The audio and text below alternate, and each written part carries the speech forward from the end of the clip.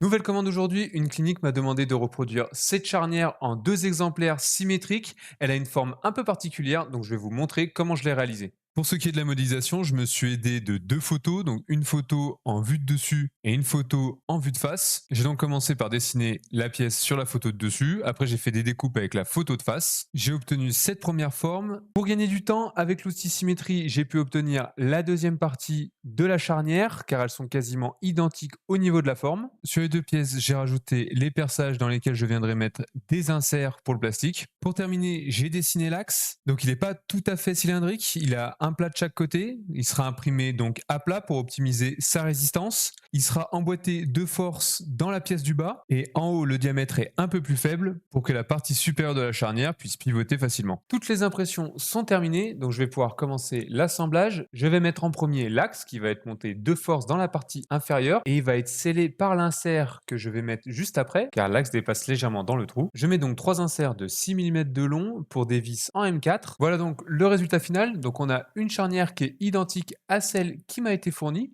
et une seconde qui est la parfaite symétrie de la première. Je vais donc pouvoir aller livrer toutes ces pièces au client.